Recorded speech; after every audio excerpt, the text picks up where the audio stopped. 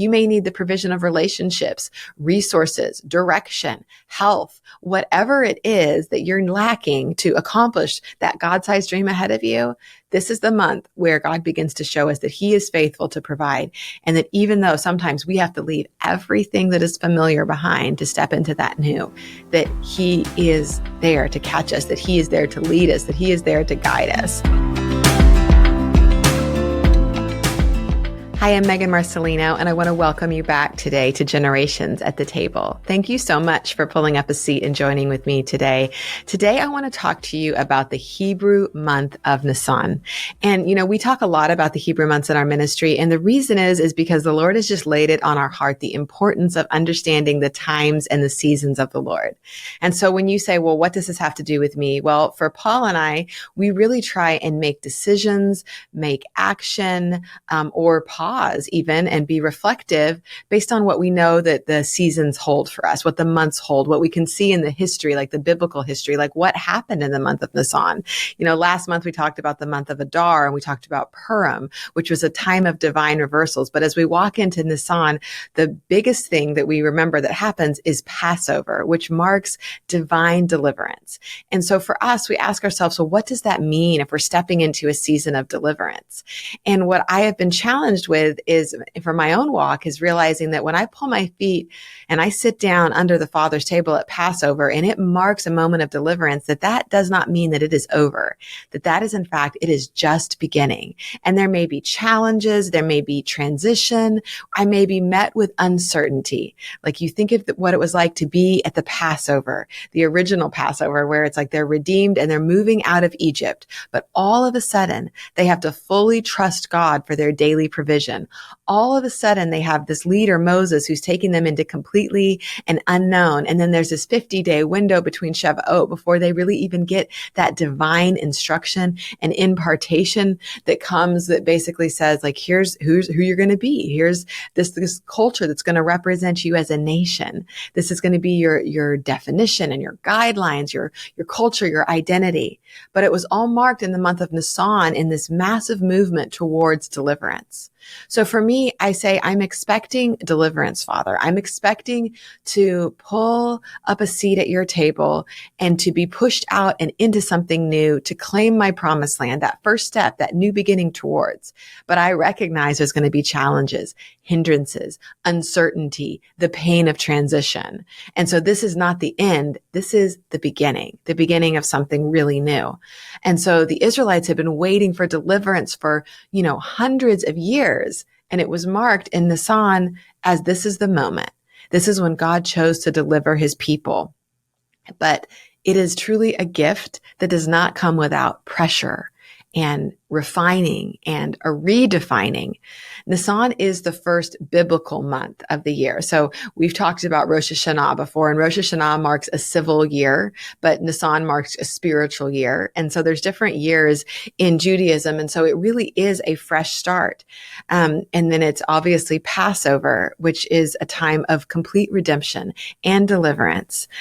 There's a lot of promise tied to passing over. But if you think about the Israelites, they exited and then they had to depend on God for their manna. They had the Egyptians chasing them. They had to cross the Red Sea. So this deliverance was the beginning of a journey of greatness and a birthing process. But what I want to encourage you is the deliverance season can be exciting and scary. And those things do not have to be either or. They can be both. They can be mixed. You may feel conflicted, like I'm really excited, but I'm also nervous because I don't see. But that is where faith comes in. Faith comes in and moves us forward in that uncertainty, which is truly a gift of redefining our character.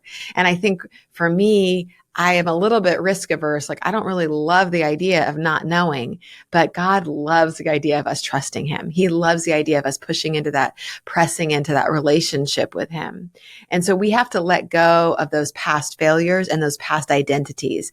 The Israelites had to let go of that identity as slaves. and embrace the mindset of a free nation. We have to learn to navigate the uncertainties that accompany change with faith.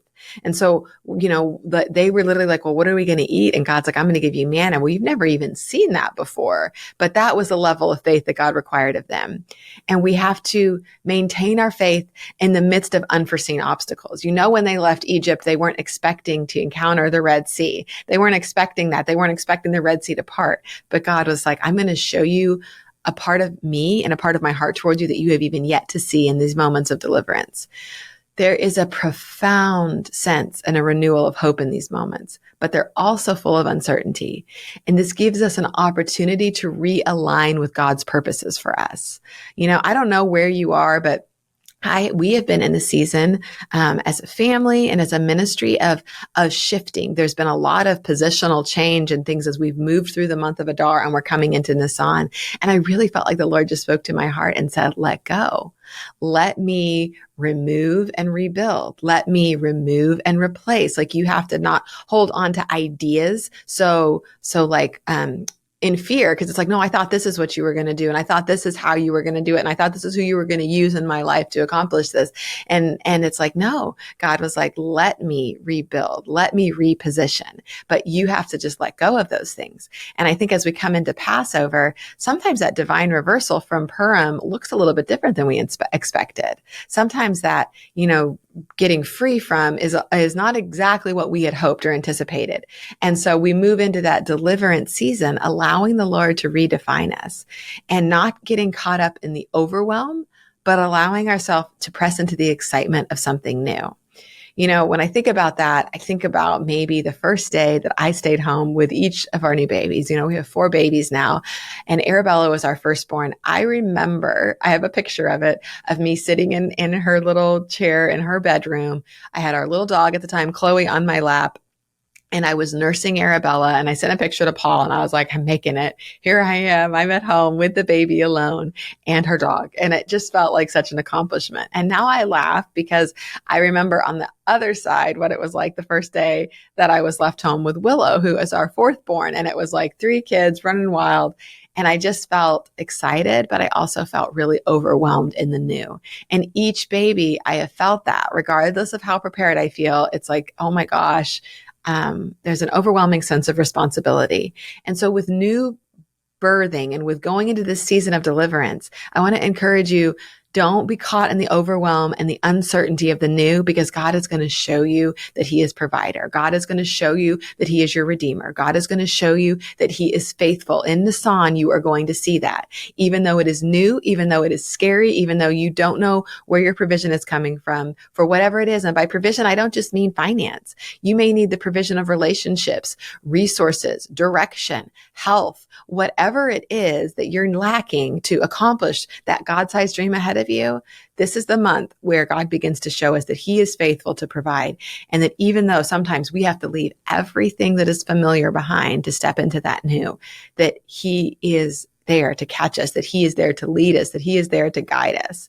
That's what I love about these seasons, is pressing into that and saying, okay, yes, this is a time for a big yes. This is a time for a yes in the dark. This is a time for a leap of faith, because I know that God goes before us in every transition. And so it's okay to acknowledge, though, that I'm having these emotions, but it's not okay to allow them to leave me in a place of stuck. And so we talked about letting go. You can imagine the Israelites let go of absolutely everything familiar, their identity as slaves and the comforts of Egypt, because even though it wasn't the life that they wanted, it was the life that they knew. And sometimes freedom and deliverance is scary. And the biggest challenge to what lies ahead of us is often what lies behind us. I'm sure you've heard the story of Lot's wife. That's that's an important topic of looking behind, where God says, I want you to push ahead into your purpose. This has been a season for me where I've said, yes, I'm going to have to push ahead. And I do not want to be like Lot's wife, looking behind me, longing maybe for even what was. I want to press into the future. And in the Nisan, we have an invitation to do that. Exodus 16:3 says this, "Oh, that we had died by the hand of the Lord in the land of Egypt, when we sat by the pots of meat and when we ate bread to the full, for you have brought us into this wilderness to kill this whole assembly with hunger." That is what they were feeling in that moment. They were feeling completely like we would have been better off to have just died in Egypt than to basically, come into this freedom of the wilderness with so many unknowns. And God had to reshape their heart. God had to redefine their new life, redefine their identity as a nation and a culture. And I think we do this too. We pray for new beginnings, and then we begin to step into that opportunity. And because we immediately begin immersed into that middle and we can't see how it's going to work out, all of a sudden we begin to feel uncertain and romanticize the past. If only things could just be like they were. If only I could just, go back to that time. And I think it's okay to look back in our heart on the past with fond memories, but your future is ahead of you. Your purpose is ahead of you. Unlocking kingdom destinies is ahead of you. We can never go back. We can only go forward. So we should do so in faith and with a new mindset, focused on the purpose and the challenges ahead, knowing that God has given us what we need to overcome them, that He is our provision. So Nisan is truly a season of transition. And I think, like I said, we look forward to that with excitement, but it's also a bit uncomfortable.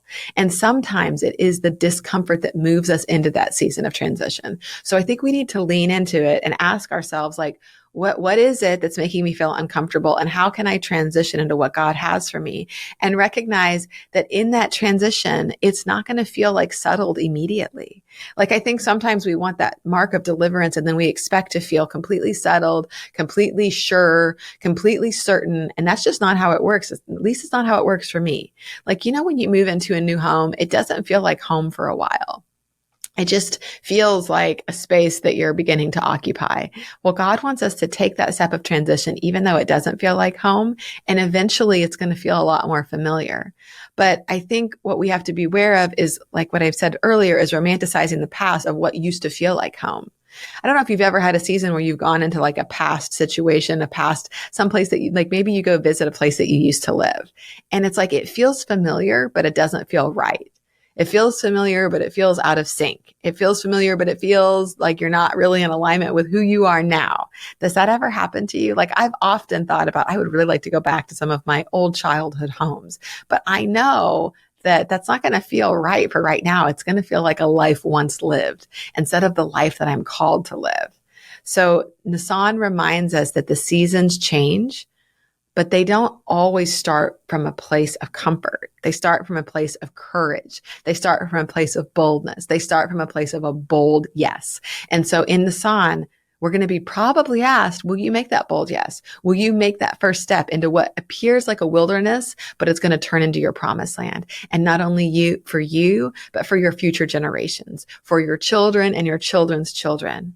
And so in this season, I would challenge you to identify one thing that you need to embrace in the new and one thing you need to let go of in the past. Maybe it's a mindset. Maybe it's a habit. Maybe it's a relationship. Maybe those are things that you're going to embrace, and maybe those things that you're going to let go of. You can't take everything in the past with you into the future. So what are you going to take? The good parts. And not even the good parts, but the parts that you're called to take, because there are some good parts in our past that we are called to leave behind when we step into the new. Motherhood is a cycle of constant new beginnings. I find myself constantly getting to know my children in the season that they're in.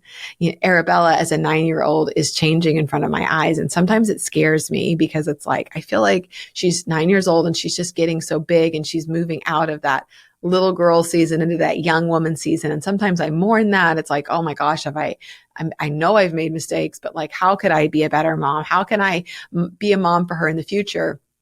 And sometimes it's scary for me because I feel like I've never parented a 9-year-old. I've never parented a 10-year-old. And so with her siblings, it's like a little bit like, okay, I've been here before and I recognize these changes. But with her, sometimes I feel less equipped. But I had the blessing just this week of getting to take my nieces out for coffee and get to spend some time with them. And one of them is 16 and one of them is 14. And I was with their mom and I got to see the joy of that season. And I told my sister-in-law, Alyssa, I said, this was really sweet for me to get to see what this season ahead is, because it gives me something to look forward to. And I realized that although these are not babies anymore, there's really something sweet about this next season.